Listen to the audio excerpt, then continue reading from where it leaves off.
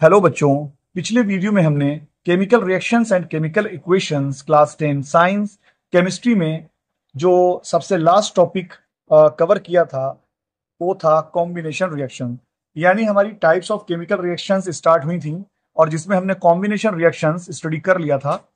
अब इस वीडियो में हम ये जो सेकेंड पार्ट है इसमें हम बाकी जितने भी टॉपिक्स हैं जो इस चैप्टर के बचे हुए हैं उनको स्टडी करने वाले हैं और एनसीईआरटी से हम लाइन टू लाइन इसमें कोई भी ऐसी चीज बाकी नहीं रहेगी एनसीईआरटी की जो आपको मैं इसमें ना समझाऊं, क्योंकि मैंने आपको बताया था कि बोर्ड में जो क्वेश्चन आते हैं वो सब एनसीईआरटी के चैप्टर से लिए जाते हैं। कहीं से भी क्वेश्चन पूछा जा सकता है, तो इसीलिए हर एक लाइन को बहुत अच्छे से समझना जरूरी है।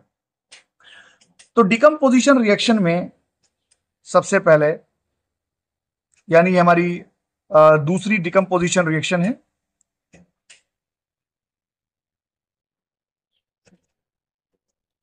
तो इसमें एक्टिविटी 1.5 है जिसमें हम फेरस सल्फेट 2 ग्राम फेरस सल्फेट लेंगे। ये फेरस सल्फेट का फार्मूला है और मैंने आपको बताया था आयरन की वैलेंसी यहां पर 2+, सल्फेट की 2-, तो 2 1 जा 2 2 1 जा 2 यानी सिंपल रेशियो ले लेंगे। और उसके बाद इसको हम ड्राई बॉइलिंग ट्यूब में लेते हैं। एक ड्राई बॉइलिंग ट्यूब है हमारे पास।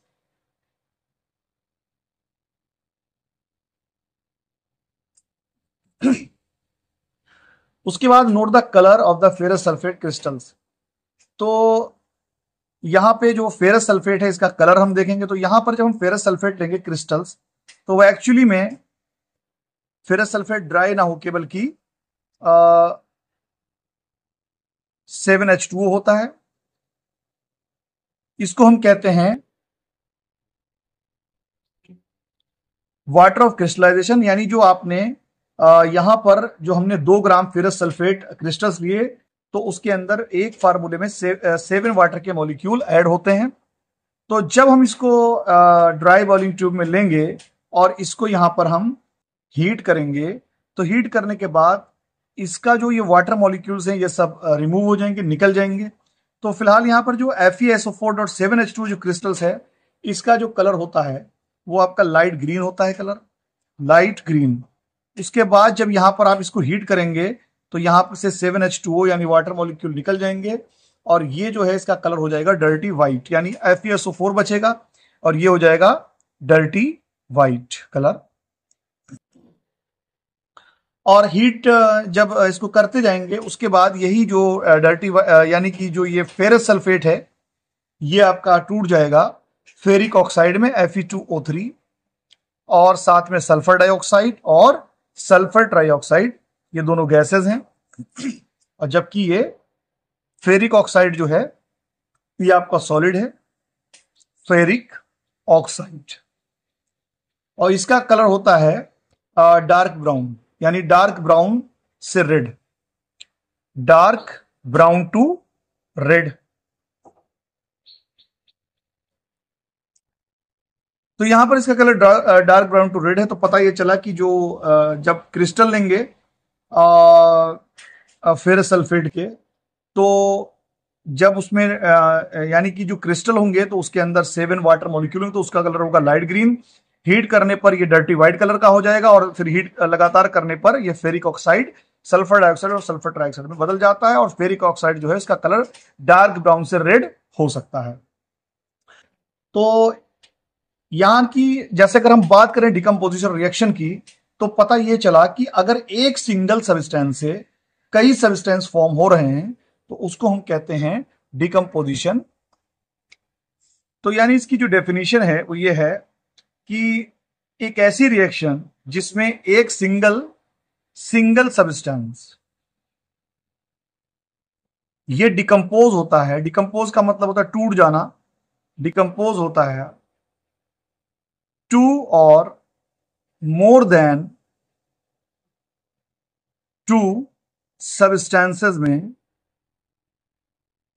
तो इसको हम कहते हैं डिकम्पोजिशन रिएक्शन।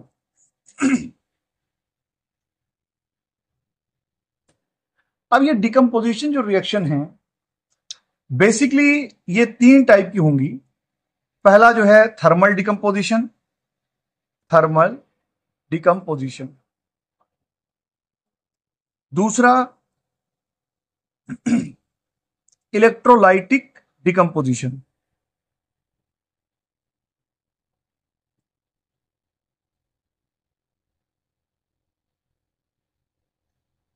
और तीसरा जो है इसमें होंगी फोटोलाइटिक डिकम्पोजिशन। Photolytic decomposition. तो थर्मल डिकम्पोजिशन का मतलब यह है कि जो डिकम्पोजिशन रिएक्शन होगी वो हीट की वजह से होगी, तो उसको थर्मल डिकम्पोजिशन। अगर इलेक्ट्रिसिटी के कारण डिकम्पोजिशन रिएक्शन हो रही है तो इलेक्ट्रिसिटी, और अगर लाइट की वजह से, सनलाइट की वजह से, तो फोटोलाइटिक। और तीनों के केस में ये जो रिएक्शन होती है डिकम्पोजिशन रिएक्शन, उसको याद रखना, ये एंडोथर्मिक नेचर की होती हैं। एंडोथर्मिक यानी इनको एनर्जी चाहिए चाहिए होती है, चाहे वो हीट के फॉर्म में हो, चाहे वो लाइट के फॉर्म में, या फिर इलेक्ट्रिसिटी के फॉर्म में। तो अभी जो हमने ये वाली रिएक्शन पढ़ी, यानी एक्टिविटी जो इसमें 1.5 वाली जो रिएक्शन हमने पढ़ी, एक्टिविटी 1.5 वाली, ये जो है थर्मल डिकम्पोजिशन का एग्जाम्पल है। इसी तरीके से अगर हम कैल्शियम कार्बोनेट ले लें, कैल्शियम कार्बोनेट, ये सॉलिड फॉर्म, इसको लाइम स्टोन भी हम कहते हैं, लाइम स्टोन। तो जब इसको हीट करेंगे तो ये कैल्शियम ऑक्साइड यानी कि क्विक लाइम, जिसको हम पढ़ चुके हैं पहले भी, और कार्बन डाइऑक्साइड में टूट जाएगा। यानी कैल्शियम कार्बोनेट को गर्म करने पर, हीट करने पर, ये कैल्शियम ऑक्साइड यानी चूना, क्विक लाइम और कार्बन डाइऑक्साइड गैस देता है। तो ये भी थर्मल डिकम्पोजिशन का एग्जाम्पल है। इसी तरीके से यहां पर एक्टिविटी 1.6 दी हुई है। तो इसमें 2 ग्राम लेड नाइट्रेट पाउडर लेना है बॉइलिंग ट्यूब में। एक बॉइलिंग ट्यूब लेनी है और उसके अंदर हमें 2 ग्राम लेड नाइट्रेट लेना है। लेड नाइट्रेट, लेड की वैलेंसी 2 होती है, तो नाइट्रेट की 1, तो 1 यहां पे आ जाएगा, नाइट्रेट 2 यहां पे आ जाएगा। लेड नाइट्रेट 2 ग्राम ले लिया और hold the boiling tube with a pair of tongs, और इसको जो है यानी चिमटे से पकड़ लेना है, होल्ड करना है। और उसके बाद इसको फ्लेम के ऊपर किसी भी चीज से, स्पिरिट लैम्प वगैरह से इसको बर्न करें, जलाएं, इसको फ्लेम के ऊपर रखें और फिर उसके ऑब्जर्व करें कि क्या आपको मिलता है। तो आपको जब आप इसको करेंगे एक्टिविटी को, तो आपको ऑब्जर्व करेंगे ब्राउन फ्यूम्स को। ब्राउन फ्यूम यानी ब्राउन कलर का धुआं जैसा निकलता हुआ दिखाई देगा। ये फ्यूम्स जो होता है वो नाइट्रोजन डाइऑक्साइड होता है, NO2 नाइट्रोजन डाइऑक्साइड। डाई का मतलब होता है 2। और रिएक्शन जो होगी वो हमारी इस तरीके की होगी, लेड नाइट्रेट का होल ट्वाइस, और हीट करने पर ये लेड ऑक्साइड, ये आपका सॉलिड होगा, लेड ऑक्साइड भी सॉलिड, और नाइट्रोजन डाइऑक्साइड ये आपकी गैस, और ऑक्सीजन ये भी आपकी गैस। और ये भी बैलेंस करेंगे तो 2 मॉलिक्यूल इसके होंगे, 2 इधर, और नाइट्रोजन डाइऑक्साइड के 4, और ऑक्सीजन गैस। तो ये भी आपकी तरह की जो है डिकम्पोजिशन रिएक्शन है, थर्मल डिकम्पोजिशन। अब हम बात करते हैं इलेक्ट्रोलाइटिक डिकम्पोजिशन रिएक्शन, तो उसको भी समझ लीजिए। तो इसमें एक्टिविटी जो है 1.7 गिवन है। इसमें ये कह रहे हैं हम एक मग ले लें और मग में 2 होल करके ये नीचे यहां पर कार्बन रॉड इंसर्ट कर दें। कार्बन रॉड यानी कि जो ग्रेफाइट रॉड होती है, ग्रेफाइट रॉड, ये दोनों ग्रेफाइट रॉड हैं। इसके अंदर थोड़ा सा सल्फ्यूरिक एसिड डाल देंगे डाइल्यूट, ताकि इसकी जो है कंडक्टिविटी बढ़ जाए। थोड़ा सा कुछ थोड़ी सी ड्रॉप्स यानी कि सम ड्रॉप्स ऑफ H2SO4 डाल दिया। उसके बाद ये इलेक्ट्रोड जो है वो बैटरी से जोड़ देंगे। यहाँ पर 6 वोल्ट की बैटरी है दी हुई इन्होंने, तो आप चाहे तो 12 वोल्ट भी ले सकते हैं, ज्यादा भी ले सकते हो। तो यहाँ पर हमने प्लस इधर कर दिया माइनस। तो जो पॉजिटिव से जुड़ा हुआ है, ये आपका जो ये वाली जो पॉजिटिव से जुड़ी होगी जो ग्रेफाइट रॉड, वो आपकी कहलाएगी एनोड, और जो नेगेटिव से होगी वो कहलाएगी कैथोड। और यहां पर जो ये होल है इसको टाइटली जो है रबर स्टॉपर से इसको लगा देंगे यहां पर रबर स्टॉपर, ताकि लीक ना हो। उसके बाद जो है टेस्ट ट्यूब लेंगे और टेस्ट ट्यूब को में पानी भर के वाटर और पूरा उल्टा करके यहां पर इसी के ऊपर रख देंगे इस तरीके से। तो इससे होगा ये कि इसके अंदर वाटर भरा होगा। अब थोड़ी देर के बाद जैसे ही यहां पर की ऑन करेंगे यानी करंट इसमें स्टार्ट होगा, तो आप देखेंगे कि जो एनोड है, एनोड पर आपको मिलेगी ऑक्सीजन, एनोड पर ऑक्सीजन मिलेगी आपको, और जबकि कैथोड पर हाइड्रोजन मिलेगी। यानी थोड़ी देर में बबल्स बनना स्टार्ट होंगे और यहां से जो पानी जो होगा वाटर वो डिस्प्लेस होने के नीचे आने लगेगा, और ये जगह जो है वो खाली होने लगेगी। यानी खाली का मतलब यहां पर ये है कि यहां पर जो है ऑक्सीजन और हाइड्रोजन फिल होने लगेंगी। तो कैथोड में जो हाइड्रोजन बनेगी जाके और एनोड में ऑक्सीजन बनेगी जाके।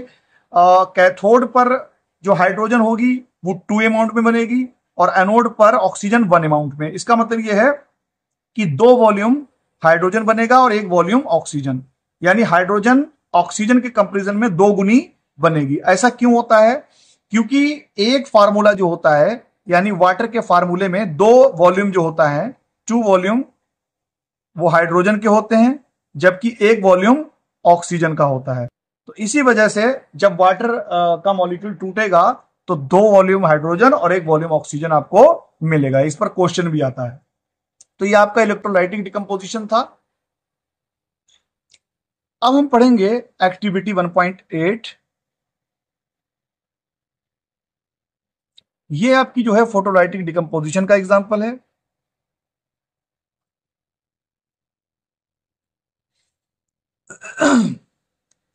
इसमें 2 ग्राम सिल्वर क्लोराइड ले लें चाइना डिश में। ये आपकी चाइना डिश है। यहां पे हमने ले लिया 2 ग्राम सिल्वर क्लोराइड AgCl। सिल्वर की वैलेंसी +1 होती है, Cl की -1, तो सीधा सीधा AgCl आएगा। ये 2 ग्राम सिल्वर क्लोराइड। और इसका कलर हमें देखना है, तो इसका कलर जो होता है वो व्हाइट होता है। उसके बाद इसको जो है सनलाइट में रख देना है। यहां पर ये सनलाइट में रखेंगे तो सनलाइट में रखने पर जो रिएक्शन होगी वो ये होगी, AgCl सनलाइट, तो ये सिल्वर में और क्लोरीन गैस में टूट जाएगा। सिल्वर यहां पर इसका कलर जो होगा वो मैंने जैसा कि बताया व्हाइट, और सिल्वर का कलर ग्रे कलर में हो जाएगा। तो ये रिएक्शन होगी। इसी तरीके से सिल्वर ब्रोमाइड जो होती है AgBr, ब्रोमीन की वैलेंसी भी -1 होती है और क्लोरीन की भी, और सिल्वर की +1।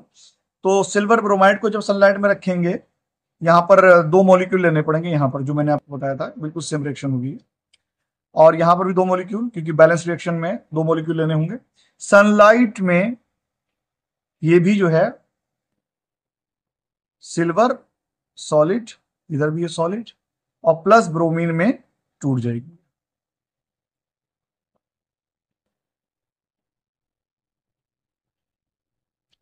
ये जो रिएक्शन जो अभी हमने सिल्वर ब्रोमाइड वाली थी, तो इस पर क्वेश्चन आता है। ये रिएक्शन जो है ब्लैक एंड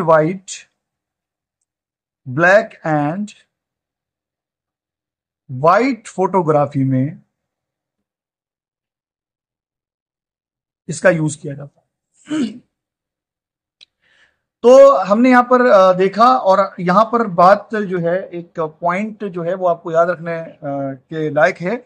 वो ये है कि जो डिकम्पोजिशन रिएक्शन होती है वो सभी की सभी एंडोथर्मिक होती हैं, यानी इनको एनर्जी चाहिए होती है। Energy, they need energy in the form of heat, in the form of electricity, in the form of light. अब इसमें कुछ क्वेश्चन हैं जो हम पढ़ने वाले हैं इन टेक्स्ट क्वेश्चन। तो जो पहला क्वेश्चन है इसमें इन टेक्स्ट में, यह है कि सॉल्यूशन ऑफ सब्सटेंस X, यानी X एक सब्सटेंस है।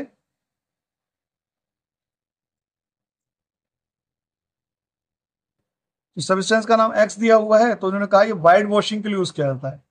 तो इसमें दो क्वेश्चन दिए इन्होंने इसके अंदर कि सब्सटेंस एक्स का नाम बताओ और इसका फार्मूला बताओ। तो सबसे पहले तो नाम इसका हमें पता करना है कि इसका क्या नाम होगा, और दूसरा जो है इसका फार्मूला क्या है। तो इसका नाम जो है वो आपका क्विक लाइम है, और इसका फार्मूला होता है CaO, कैल्शियम हाइड्रोक्साइड। यानी कि जब कैल्शियम ऑक्साइड की रिएक्शन वाटर से कराई जाती है तो ये कैल्शियम हाइड्रोक्साइड बनता है, जिसका इस्तेमाल किया जाता है व्हाइट वॉशिंग में। अब दूसरा, right the reaction of the substance x named in with water. तो यहां पर यही मैंने लिख दी है reaction, calcium oxide plus water, और ये आपका calcium hydroxide plus heat release होती है, क्योंकि एक एक्सोथर्मिक रिएक्शन है, कॉम्बिनेशन रिएक्शन भी है और एक्सोथर्मिक भी है। अब आ जाते हैं दूसरे क्वेश्चन पर। What is the amount of gas collected in one of the test tube in activity 1.7? यानी इलेक्ट्रोलाइसिस ऑफ वाटर में जब वाटर को तोड़ा जाता है हाइड्रोजन ऑक्सीजन में, तो ये कह रहे हैं कि एक टेस्ट ट्यूब में जो गैस मिलती है वो दूसरे टेस्ट ट्यूब में गैस के कंपेरिजन में ज्यादा होती है, यानी दोगुनी होती है। ऐसा क्यों? और उस गैस का नाम बताओ। तो देखिए इसमें हाइड्रोजन गैस जो होगी वो 2 टाइम्स होगी इन वॉल्यूम देन ऑक्सीजन। और इसका आंसर क्या है? इसका आंसर सीधा सीधा है कि वाटर जो है molecule, water molecule contain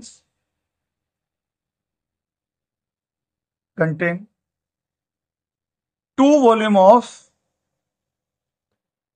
oxygen, 2 volume of hydrogen and 1 volume of oxygen. या हम ये भी कह सकते हैं कि water molecules contains 2 and 1 ratio of hydrogen and oxygen. तो 2 वॉल्यूम हाइड्रोजन और 1 वॉल्यूम ऑक्सीजन, इसीलिए जब H2O डिकम्पोज होता है तो उससे hydrogen plus 2 hydrogen plus oxygen मिलती है। और अगर इसको रिएक्शन मतलब बैलेंस कर दें तो इस तरीके से, यानी 2 वाटर के मॉलिक्यूल से 2 हाइड्रोजन और 1 ऑक्सीजन गैस मिलती है। अब बात करेंगे हम नेक्स्ट हमारी तीसरी टाइप की रिएक्शन, यानी displacement reaction.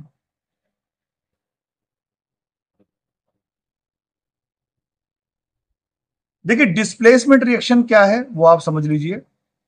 An element displace another element from its solution. An element displace another element from its solution. या हम ये भी कह सकते हैं an element which is more reactive displace another element from its solution which is less reactive। यानी more reactive element less reactive element को उसके सॉल्यूशन में से डिस्प्लेस कर देता है, यानी हटा देता है। तो इसको हम कहते हैं डिस्प्लेसमेंट रिएक्शन। तो इसमें एक्टिविटी 1.9 हम देखेंगे। तो इसमें इन्होंने एक टेस्ट ट्यूब है, उसके अंदर कॉपर सल्फेट सॉल्यूशन ले लिया। ये जो कॉपर सल्फेट सॉल्यूशन जो होता है वो ब्लू कलर का होता है। इसके अंदर जो है 2, यानी कि इसमें इन्होंने आयरन नेल को डाल दिया है, इमर्स कर दिया किसी चीज से लटका के इस तरीके से हैंग करके, और एक आयरन नेल को बाहर रख दिया कंपैरिजन करने के लिए। थोड़ी देर के बाद जो है हम इसमें देखते हैं कि ये जो कॉपर सल्फेट सॉल्यूशन जो है, कॉपर सल्फेट सॉल्यूशन, इसका कलर चेंज हो जाता है। तो रिएक्शन इसमें क्या होती है पहले वो समझ लीजिए। कॉपर सल्फेट एक्वस, एक्वस का मतलब होता है कॉपर सल्फेट का पानी का सॉल्यूशन है ये, और इसके अंदर आयरन जब डालते हैं तो आयरन यहां पर जो है कॉपर से ज्यादा रिएक्टिव है। या activity series metal and non metal में आप पढ़ेंगे इसके बारे में। तो आयरन जो होगा वो कॉपर को हटा देता है और इसकी जगह आ जाता है, यानी FeSO4 बन जाएगा, जिसका कलर जो होता है लाइट ग्रीन होता है, लाइट ग्रीन। और कॉपर जो होता है वो बाहर आ जाता है, और यही कॉपर आयरन के ऊपर जो है डिपॉजिट होके आयरन के कलर को ब्राउन कर देता है, क्योंकि कॉपर का कलर ब्राउन होता है, तो आयरन के कलर को ये ब्राउन कर देता है। इसी तरीके से यहां पर ब्लू कलर लिख लेंगे। अब यहां पर जो है तो मैंने आपको बताया कि कॉपर सल्फेट ब्लू कलर का होता है, और आयरन जो होता है कॉपर को डिस्प्लेस करके आयरन सल्फेट बना देता है, जो कि लाइट ग्रीन कलर का होता है, और कॉपर जो है डिस्प्लेस हो जाता है, कॉपर का कलर ब्राउन हो जाता है, और यही जो है आयरन के ऊपर डिपोजिट होके आयरन की मेल को जो है ब्राउन कलर का कर देता है।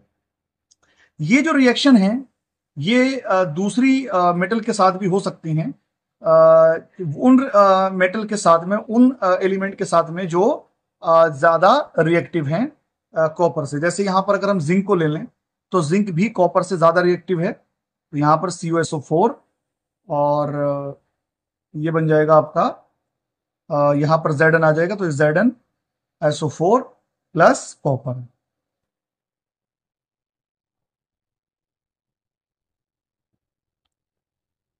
और यहां पर जो है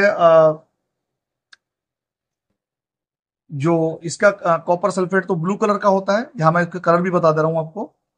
और यहां पर जिंक सल्फेट का जो कलर होता है वो कोई नहीं होता, ये कलरलेस होगा,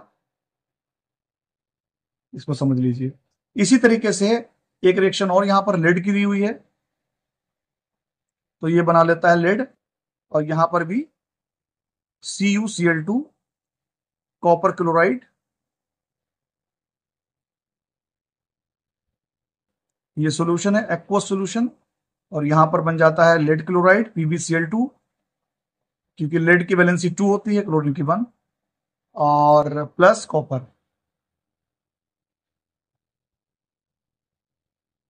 तो अब हम जो नेक्स्ट है वो पढ़ने वाले हैं डबल डिस्प्लेसमेंट रिएक्शन के बारे में, और इसके बारे में कि कौन सी एलिमेंट किसको डिस्प्लेस कर देता है, इसके लिए एक्टिविटी सीरीज गिवन है, जो मैंने आपको साइड में दिखा दी है।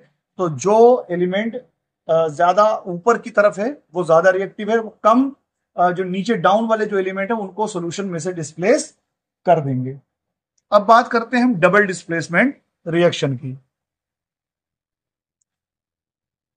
डबल डिस्प्लेसमेंट रिएक्शन,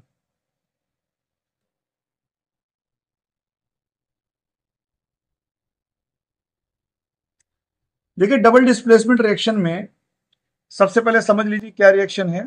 तो ये वो एक ऐसी रिएक्शन जिसमें टू डिफरेंट एटम्स और group of atoms are mutually exchanged,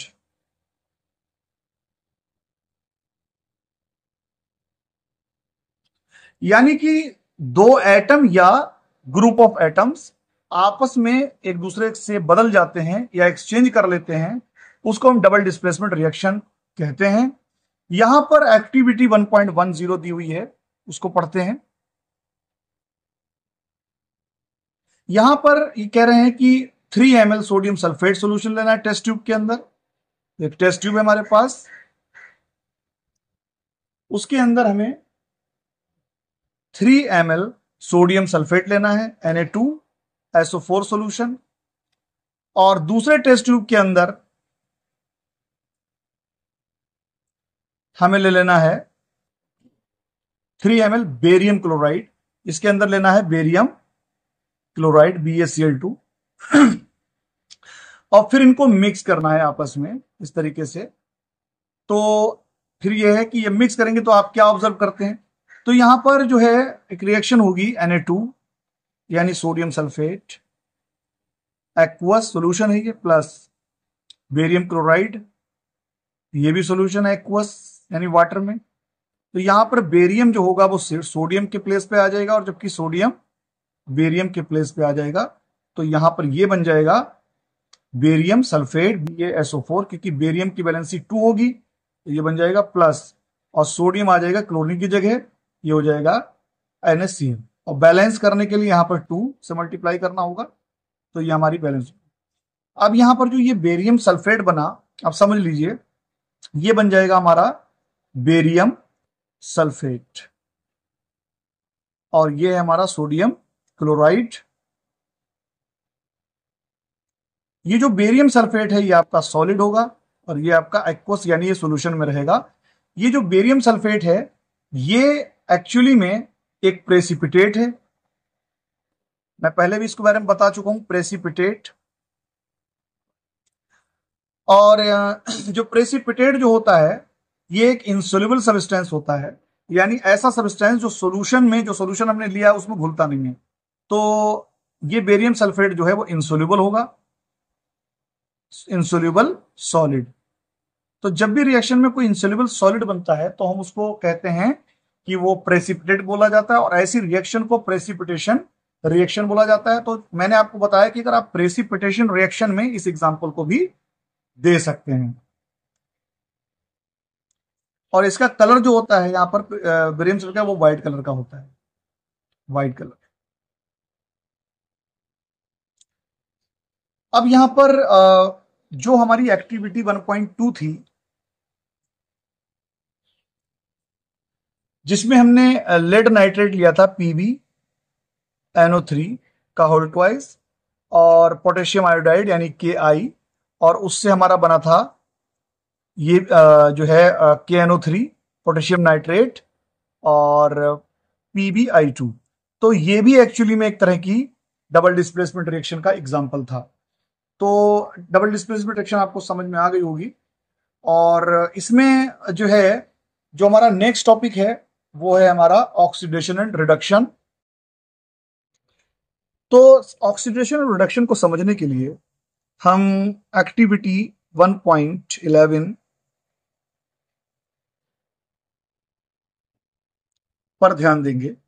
इसमें हम एक चाइना डिश ले लेंगे और इसमें 1 ग्राम कॉपर पाउडर ले लेंगे, और इसको हम बर्नर से, स्पिरिट लैंप की हेल्प से जो है इसको हम हीट करेंगे।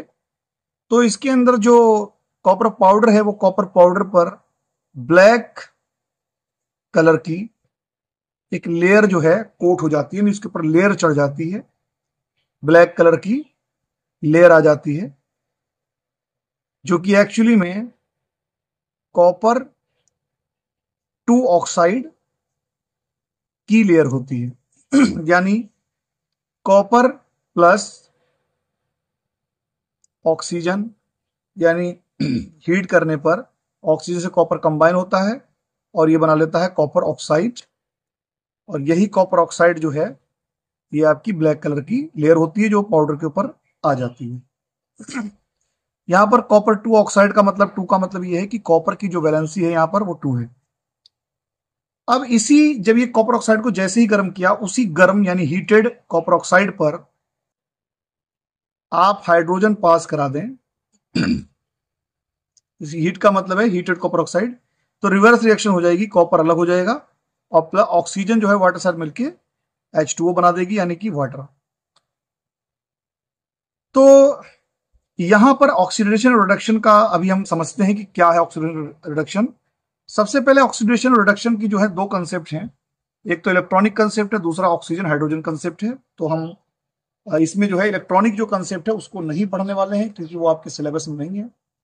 और तो हम जो है बेसिकली इसमें जो है सिर्फ ऑक्सीजन और हाइड्रोजन कंसेप्ट ही स्टडी करेंगे। तो ऑक्सीडेशन में if oxygen combine with a substance, it is said that the substance is oxidized। इसका मतलब यह है कि अगर किसी सब्सटेंस के साथ ऑक्सीजन आके जुड़ जाती है तो हम ये कहते हैं कि उस सब्सटेंस का ऑक्सीडेशन हो गया या वो ऑक्सीडाइज हो गया। इसी तरीके से हाइड्रोजन के केस में भी, हाइड्रोजन के टर्म में भी हम समझ सकते हैं removal of hydrogen, removal of hydrogen, यानी अगर किसी सब्सटेंस से ऑक्सीजन कंबाइन हो रहा है तब भी उसका ऑक्सीडेशन हो रहा है, या हाइड्रोजन रिमूव हो रहा है तो भी उसका ऑक्सीडेशन हो रहा है। और रिडक्शन के केस में इसका उल्टा हो जाएगा, रिमूवल ऑफ ऑक्सीजन एंड, या ऐसे लिख लीजिए, और एडिशन ऑफ हाइड्रोजन। तो अगर हाइड्रोजन जुड़ रहा है उस किसी सब्सटेंस से या उससे ऑक्सीजन रिमूव हो रहा है तो हम ये कहते हैं कि उस सब्सटेंस का रिडक्शन हो गया। जैसे एग्जांपल अगर हम देखें यहां पर ये जो कॉपर ऑक्साइड प्लस हाइड्रोजन, तो यहां पर हम देख सकते हैं कि कॉपर ऑक्साइड में से ऑक्सीजन रिमूव हो रहा है और कॉपर ऑक्साइड से कॉपर बन रहा है और ऑक्सीजन रिमूव हो गया इससे। तो हम ये कह रहे हैं कि कॉपर ऑक्साइड कॉपर में बदल गया, यानी उससे ऑक्सीजन रिमूव हो गया। तो हम ये मानेंगे कि कॉपर ऑक्साइड का रिडक्शन हो गया, कॉपर ऑक्साइड का रिडक्शन हो गया, रिडक्शन इनटू कॉपर। इसी तरीके से जो ऑक्सीजन था वो किससे आके जुड़ा, हाइड्रोजन से। तो हम ये कहेंगे कि हाइड्रोजन का ऑक्सीडेशन हो गया इनटू वाटर। यहां पर एक बात और समझते चलिए आप कि अगर किसी भी सब्सटेंस का, जैसे यहां रिडक्शन हो रहा है कॉपर ऑक्साइड का कॉपर में, तो रिडक्शन हो रहा है तो किसकी वजह से रिडक्शन ये हो रहा है, हाइड्रोजन के कारण। तो इसका मतलब यह है कि यहां पर रिडक्शन हो रहा है कॉपर ऑक्साइड का, किसके कारण हो रहा है, हाइड्रोजन के कारण। तो हाइड्रोजन यहां पर माना जाएगा रिड्यूसिंग एजेंट, यानी कि कॉपर ऑक्साइड का रिडक्शन हाइड्रोजन के कारण हो रहा है तो हाइड्रोजन यहां पर रिड्यूसिंग एजेंट है, यानी कि रिड्यूस करने वाला। तो जो रिड्यूसिंग एजेंट होता है उसका एक्चुअली में ऑक्सीडेशन होता है। और जो अब यहां पर देखें हाइड्रोजन का यहां पर क्या हो रहा है, ऑक्सीडेशन, क्योंकि यहां पर हाइड्रोजन से आकर ऑक्सीजन कंबाइन हो रहा है। तो ये हो किसके कारण रहा है, कॉपर ऑक्साइड के कारण, क्योंकि कॉपर ऑक्साइड से ही ऑक्सीजन हाइड्रोजन में जा रहा है। तो यहां पर कॉपर ऑक्साइड को हम मानेंगे ऑक्सीडाइजिंग एजेंट। तो इसका मतलब यह है कि जिसका रिडक्शन होता है, जिसका रिडक्शन होता है वो आपका होता है ऑक्सीडाइजिंग एजेंट, ऑक्सीडाइजिंग एजेंट। और जिसका ऑक्सीडेशन होता है जिस सब्सटेंस का, वो माना जाता है रिड्यूसिंग एजेंट। कुछ और एग्जांपल इन्होंने दिए हुए हैं एनसीईआरटी में, वो भी देखते हैं। जैसे जिंक ऑक्साइड प्लस कार्बन, यहां पर जिंक और कार्बन मोनोऑक्साइड बन रहा है। तो यहां देख सकते हैं कि जिंक ऑक्साइड से ऑक्सीजन रिमूव हो रही है और उससे जिंक बन रहा है। तो हम ये कहेंगे कि जिंक ऑक्साइड का जिंक में हो रहा है रिडक्शन। अब ये ऑक्सीजन कंबाइन किससे हो रही है, कार्बन से, कार्बन मोनोऑक्साइड में। तो हम ये कहेंगे कि कार्बन का ऑक्सीडेशन हो रहा है कार्बन मोनोऑक्साइड में। तो यहां पर जिंक ऑक्साइड का रिडक्शन हो रहा है जिंक में। तो जिंक ऑक्साइड एक्चुअली में यहां पर क्या होगा, ऑक्सीडाइजिंग एजेंट, क्योंकि वो कार्बन को ऑक्सीडाइज कर रहा है। और कार्बन का हो रहा है ऑक्सीडेशन कार्बन मोनोऑक्साइड में, तो कार्बन क्या होगा यहां पर, रिड्यूसिंग एजेंट। तो मुझे उम्मीद है आपको समझ में आ गया होगा। नेक्स्ट एक और एनसीईआरटी में गिवन है, उस रिएक्शन को देखते हैं। Manganese dioxide plus 4 hydrochloric acid, manganese chloride plus water plus chlorine. तो यहां पर अगर हम देखें तो यहां पर जो हाइड्रोक्लोरिक एसिड है, हाइड्रोक्लोरिक एसिड का जो है ऑक्सीडेशन हो रहा है क्लोरीन में, क्योंकि यहां से हाइड्रोक्लोरिक एसिड में से हाइड्रोजन रिमूव हो रहा है। तो मैंने बताया था अगर हाइड्रोजन रिमूव होगा तो भी हम उसको ऑक्सीडेशन मानते हैं। तो यहां पर HCl का जो है ऑक्सीडेशन हो रहा है इनटू क्लोरीन में, जबकि मैग्नीज ऑक्साइड का जो है मैग्नीज क्लोराइड में हो रहा है रिडक्शन, क्योंकि यहां से ऑक्सीजन रिमूव हो रही है। हालांकि ये यहाँ पर एक 10th क्लास में बहुत ही, आप समझ लीजिए कि जनरल नॉलेज के लिए पढ़ रहे हैं, डिटेल में आप इसको 11th 12th में पढ़ेंगे ऑक्सीडेटिव रिडक्शन को, इलेक्ट्रॉनिक कंसेप्ट भी होता है। तो अगर आपको लगता है कि आप चाहते हैं कि मैं इलेक्ट्रॉनिक कंसेप्ट डिटेल में बताऊं, तो आप मुझे कमेंट बॉक्स में बता देना, मैं उस पर वीडियो बना दूंगा। तो ये था आपका ऑक्सीडेशन रिडक्शन। अब हम बात करते हैं कोरोजन के बारे में। जो नेक्स्ट टॉपिक है वो है कोरोजन। तो आपने ऑब्जर्व किया होगा कि हर कोई ये जानता है कि जब आयरन आर्टिकल्स को, आयरन की चीजों को जब ह्यूमिड एटमॉस्फेयर में, यहाँ पानी वगैरह होता है, हवादार और पानी ज्यादा होता है वहां पर, तो उसके ऊपर रेडिश ब्राउन पाउडर जो है आ जाता है, यानी कि उसके ऊपर जो है धीरे धीरे करके जंग लगने लगती है, कहने का मतलब है। तो उसी को ही हम जो है रस्टिंग कहते हैं, rusting of iron, rusting of iron कहते हैं। लेकिन कोरोजन एक्चुअली में जो है, जो कोरोजन जो वर्ड है, ये सिर्फ रस्टिंग के लिए नहीं, बल्कि कोरोजन का मतलब होता है डैमेज हो जाना। जब मेटल्स डैमेज होने लगती हैं, खराब होने लगती हैं, तो उसको हम कहते हैं कोरोजन। और रस्टिंग ऑफ आयरन भी कोरोजन का ही एक एग्जाम्पल है, बस ये है कि रस्टिंग जो है वो आयरन में लगती है, और इसके अलावा दूसरी मेटल्स हैं उनमें भी जो है कोरोजन होता है। जैसे कि कॉपर और सिल्वर पे भी जो है कुछ कलर आ जाते हैं, इसके बारे में डिटेल में थोड़ा सा आगे भी दिया हुआ है मेटल नॉन मेटल में। तो कुल मिला के जब भी कोई मेटल किसी जैसे मॉइस्चर के जरिए, एसिड के जरिए, एसिड के द्वारा अगर वो खराब होने लगती है, तो उसको हम कहते हैं कोरोजन। जैसे हम अगर बात करें, सिल्वर की ऊपर जो है ब्लैक कलर की जो है कोटिंग चढ़ जाती है, कोटिंग मतलब लेयर आ जाती है।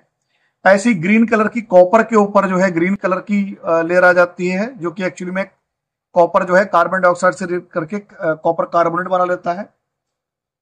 तो ये आपका कहलाता है कोरोजन। तो हम कह सकते हैं damaging of the metals reacting with moisture, acids etcetera called corrosion.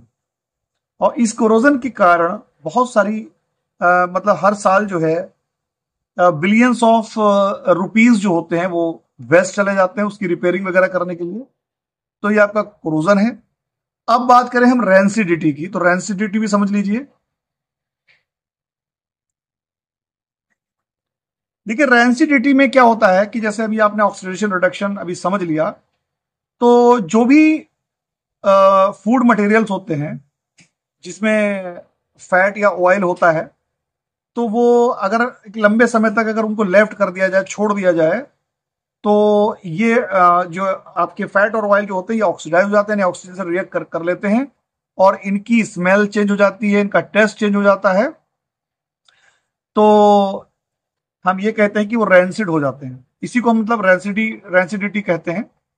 तो जो सब्सटेंसेस जिसमें ऑयल और फैट होता है, तो उसको ऑक्सीडेशन यानी रेंसिड होने से बचाने के लिए, यानी ऑक्सीडाइज होने से बचाने के लिए उसमें एंटीऑक्सीडेंट्स ऐड करते हैं, एंटीऑक्सीडेंट्स में ऐड किए जाते हैं ताकि वो रेंसिड ना हो, यानी ऑक्सीडाइज ना हो और खराब ना हो।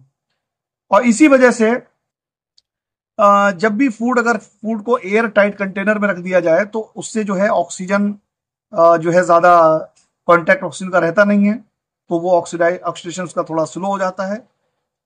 इसी तरीके से आपने देखा होगा चिप्स वगैरह जो होते हैं, चिप्स हम कुरकुरे वगैरह, ये तो हम कभी कभी सोचते हैं कि चिप्स में ये लोग जो है सिर्फ हवा डाल देते हैं और 4 या 5 चिप्स भर देते हैं। तो एक्चुअली में उसके अंदर हवा नहीं, बल्कि उसके अंदर जो है बेसिकली नाइट्रोजन गैस होती है। कि नाइट्रोजन गैस जो है वो रिएक्ट नहीं करती, ऑक्सीडाइज नहीं होती है, और इस वजह से जो है वो चिप्स वगैरह जो होते हैं वो रैंसिड होने से यानी ऑक्सीडाइज होने से बच जाते हैं। तो ये आपका पूरा कंप्लीट चैप्टर मैंने यहाँ पर एक्सप्लेन कर दिया। इसमें इंटेक्स क्वेश्चन कुछ गिवन है, मैं वो भी यहाँ पर आपको साथ साथ में कर देता हूं जो लास्ट के बचे हुए हैं, और इन एक्सरसाइज क्वेश्चंस के लिए मैं एक अलग वीडियो बनाऊंगा। तो इस जो इसमें जो पहला क्वेश्चन है वो है कि why does the colour of copper sulphate solution, copper sulphate solution का कलर पूछ रहे हैं चेंज क्यों हो जाता है जब उसमें कॉपर सल्फेट के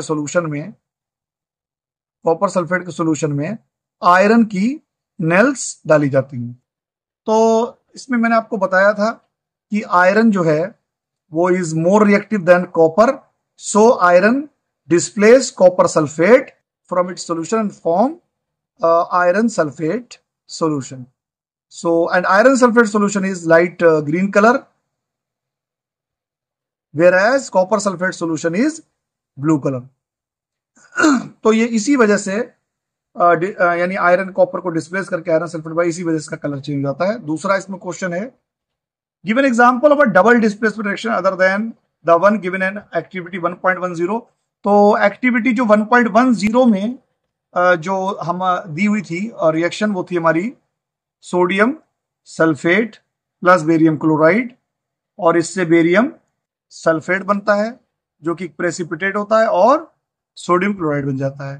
तो ये कह रहे हैं इसके अलावा फिर दूसरी कोई रिएक्शन बताइए। तो दूसरी रिएक्शन मैंने बताया था 1.2 में, जिसमें तो इसमें जो है लेड नाइट्रेट, जो इसके अलावा जो हमने एक्टिविटी 1.2 में जो रिएक्शन थी हमारी वो थी लेड नाइट्रेट PbNO3 का whole twice plus potassium iodide. तो ये भी डबल डिस्प्लेसमेंट का जो है एग्जांपल है, पोटेशियम लेड की जगह आएगा और लेड पोटेशियम की जगह, तो ये बन जाएगा KNO3 plus PbI2 lead iodide. इसको आप खुद जो है कोशिश करें बैलेंस करने की। तीसरा जो क्वेश्चन गिवन है इसमें, identify the substances that are oxidised तो and the substance that are reduced in the following reactions. तो इसके अंदर दो पार्ट हैं। पहला है यहाँ पर सोडियम 4Na प्लस ऑक्सीजन, और ये बन रहा है 2Na2O।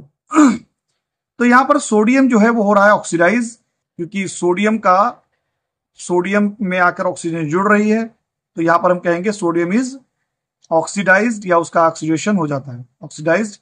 जबकि ऑक्सीजन जो है यहां पर ऑक्सीजन का जो है रिडक्शन हो रहा है इस तरीके से, यानी ये माना जाता है कि ऑक्सीजन का रिडक्शन हो रहा है सोडियम ऑक्साइड। तो सोडियम से आके ऑक्सीजन जुड़ रही तो इसका ऑक्सीडेशन हो रहा है, जबकि ऑक्सीजन का जो है यहां पर हो जाएगा रिडक्शन। यानी दोनों चीजें जब एक चीज हो जाएगी दूसरी उसके अपोजिट होगी। दूसरा जो इसमें क्वेश्चन है, इसमें दूसरी जो रिएक्शन है वो है कॉपर ऑक्साइड प्लस हाइड्रोजन, और इससे कॉपर बन रहा है और वाटर। तो ये रिएक्शन ऑलरेडी हम कर चुके हैं, कॉपर ऑक्साइड का रिडक्शन हो रहा है कॉपर में और हाइड्रोजन का ऑक्सीडेशन हो रहा है वाटर में। तो मुझे उम्मीद है कि आपको ये चैप्टर अच्छे से समझ में आ गया होगा, और नेक्स्ट वीडियो में मैं एक्सरसाइज क्वेश्चंस पर वीडियो बनाऊंगा और आपको के लिए उन सभी क्वेश्चन को सॉल्व करूंगा। और रिक्वेस्ट है मेरी कि वीडियो को लाइक करें, चैनल को सब्सक्राइब। Thank you.